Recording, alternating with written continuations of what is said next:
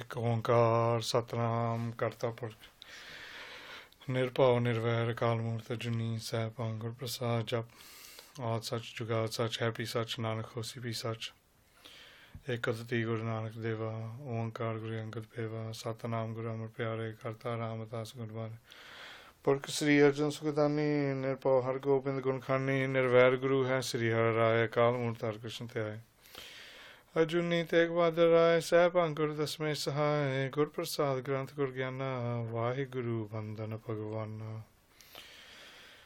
बाणी गुरु गुरु है बाणी बिच बाणी अमृत सारे गुरबानी के है सेवक जन माने पर तक गुरु निस्तारे मुँह को चले शास्त्र खाट पेंगरन छड़ जाए अंत लखे बदरोस ने जो काल कृपा कराए कहा बुद्ध प्राप्त उच्च हमारी बरन सके मैं माँ जो तिहारी हम न सख्त कर सिर तुम्हारी आप ले हो तुम कथा सदारी दंडौत बंधन अनंत कुबार सर्व कला समर्थ डोलन ते राखो प्रभु नानक दे कर हाथ सो कहो टल गुर सेविय अहनिस सहज सभाय दर्शन परस्य गुरु के जन्म मरण दुख जाय दर्शन परस्य गुरु के जन्म मरण दुख जाय वाहिगुरु सतनाम श्री वाहिगुरु साहिब जी।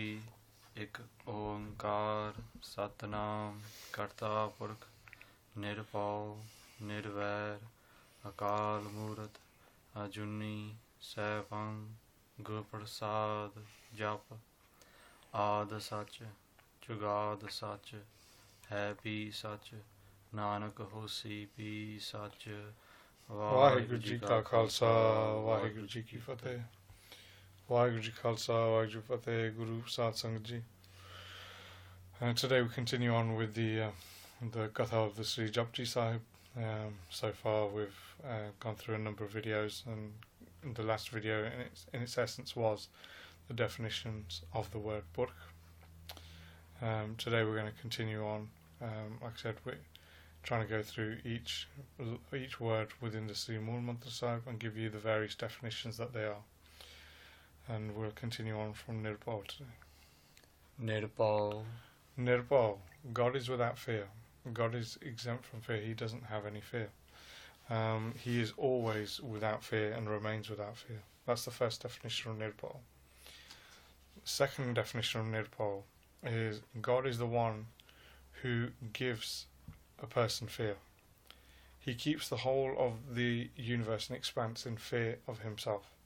Reason is, in order for a maryada to be enforced, in order for a code of conduct to be enforced, in order for things to take place, there has to be an element of fear. In the same way that if you are to work in any sort of company today,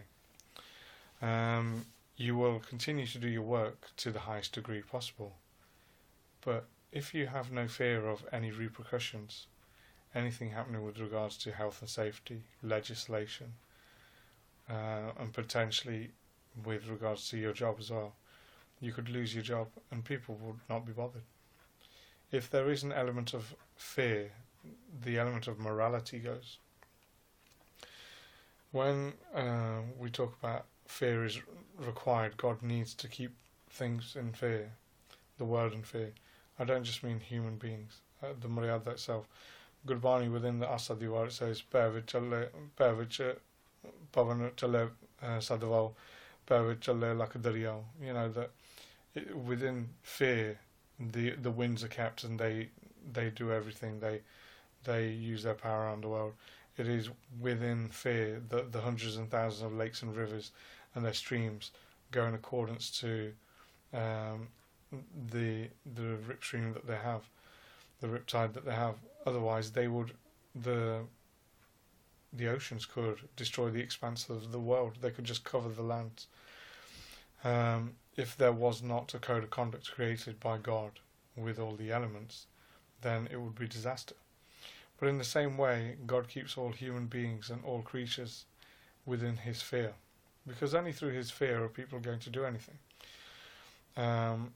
We have two communist states over the last 100 years. We have the Republic of China and we have the USSR that were created.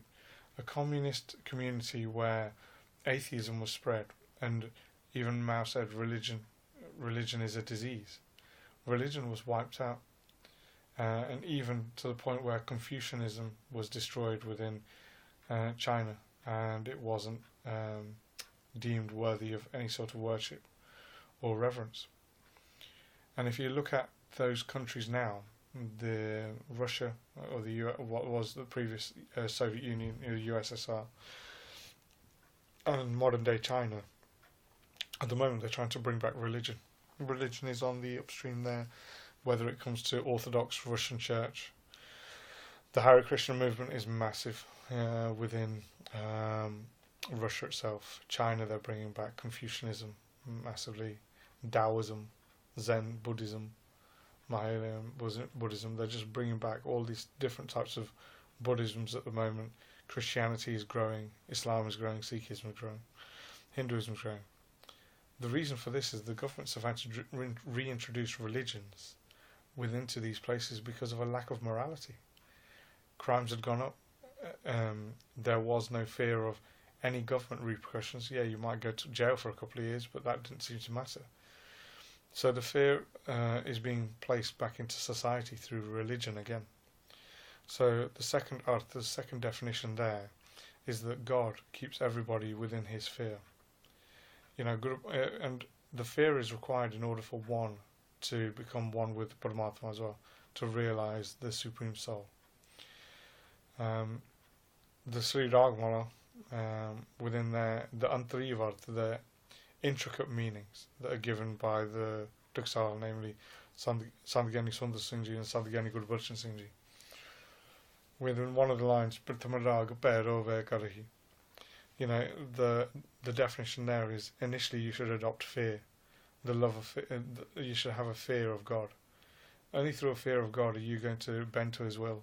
If you have a fear that you would actually, something is going to happen and something is after this life, it's only then that you would place all your bets upon living in accordance to a religious life. And if you do live according to a religious life, then you will reap the rewards after this. So fear is required by God. God himself, like I said, the first definition, he has no fear. But the second one is that he installs fear in everything, including all the elements, including all the Maryada, or no planets would go around the solar system in their way. Nothing would occur, and there would be total destruction and discontent within the universe. So that's the second definition. The third definition is God is the one who creates beings that have no fear. And when we talk about these sorts of individuals, we can talk about ancient individuals like Ravan. Ravan was, we've got Diwali coming up this week. Ravan lived without fear of Paramatma. And he was himself a extremely religious man. He created a commentary on the Yajurveda, which Sandhyani Gurbachan Singh Ji talk about within their Katha. Within the Slok Ram Geo Ravan Geo Jako Bahuparva, Sandhyani Gurbachan Singh Ji there elaborate that they went to somebody's house in Lakshman Singh Ambala. They went to his house. And they went to his house and he had the tika of the Yajurveda by Ravan. Ravan was an intellectual, but he had no fear. He ended up having no fear of anything, and because of that we had the Ramayana take place. Not just Ravan, but we got his cousin as well, Maharavan. He was the same. He had no fear. He was able to walk at the bottom of the seas in one breath. He was able to fight within the Ramayana war as well. Harnaksh is another ancient being that is given, is written about within the Puranic epics.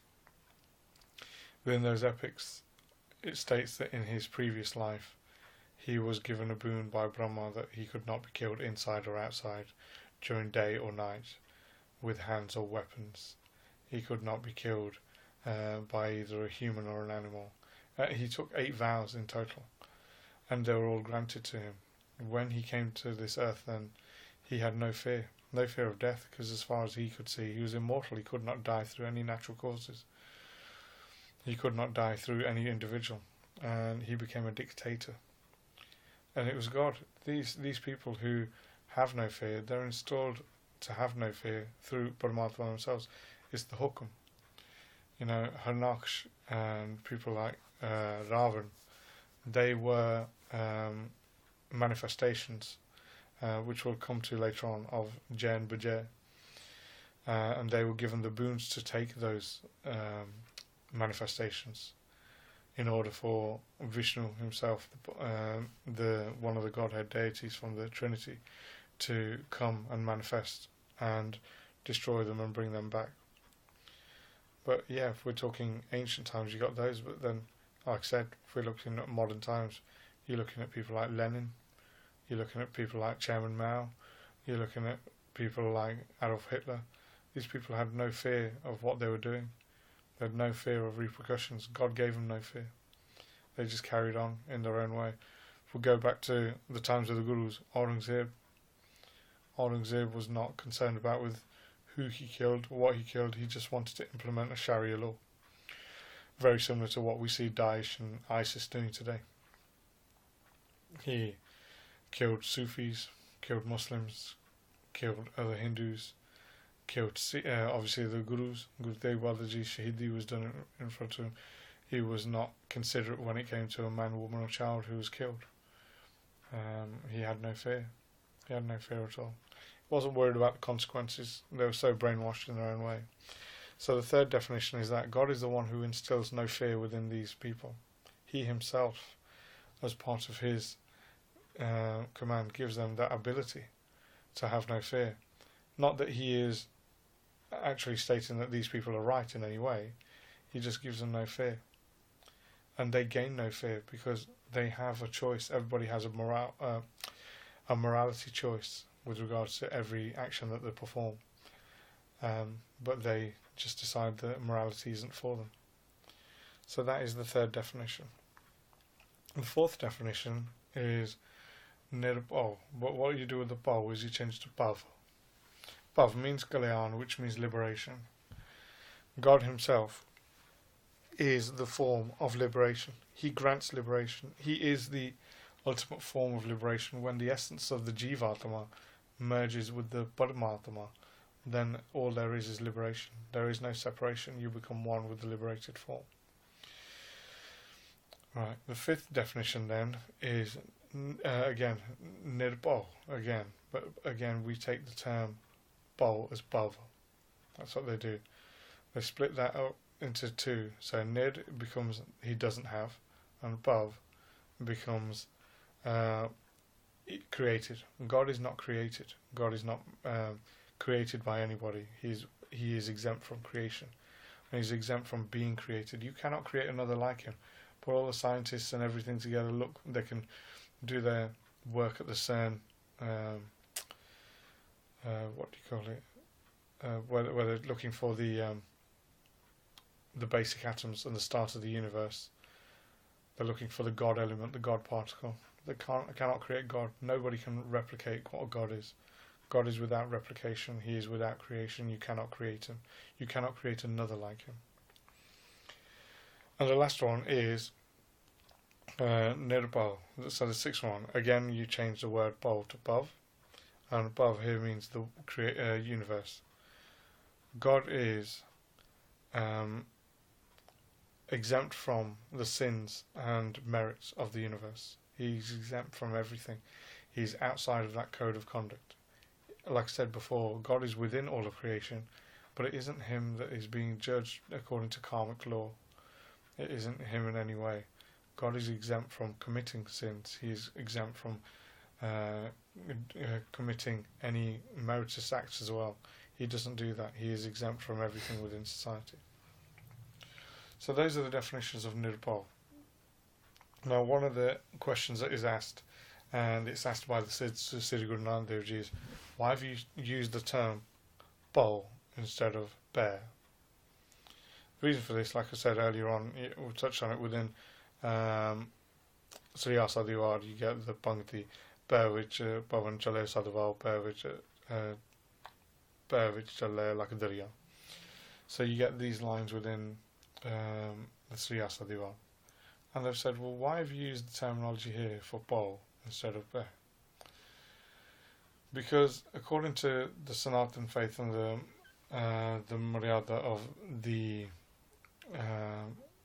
the Vyakara, the grammatical definitions within Sanatan faith, it states that bear is to be used instead of bowl. And Guru Nanak Dev Ji said, look, you got to understand that Gurbani itself is Satantra. It's independent in every way. And what it is that bear has been used in order to talk about every other thing. So, bear with Chale Sadaval, bear with Bhavan Chale Sadaval. Here we're talking bear is used as a terminology for the wind. Bear with Chale Lakadariel. Again, bear is used there to talk about the fear that's being instilled within the rivers and the rivulets. And Guru Nanak Dev Ji basically said, look, we've used bear everywhere else. Bear which sabakar hai Nirbhou halji osoy. Bear bin kiyo Nirbhou such paya jamakard laiga. So it's there again, they've used within bear and Nirbhou, they've used it within the same lines there. And they said the difference is that bear is used as fear to talk about everything else. Nirbhou, to talk about bowl in this way, it is only a definition used for God, and it's not anything else. So those people who, like myself, who look at different definitions for the same word, with Nirbhou, you cannot use the term Nirbhou itself for anything other than God. It is always to do with God only. It is always to do with Waheguru. And you cannot put it to that this is to do with this person, this is to do with this person. Although it will come up in the Atebhyapti Dosh later on, which we'll talk about one of the definitions later.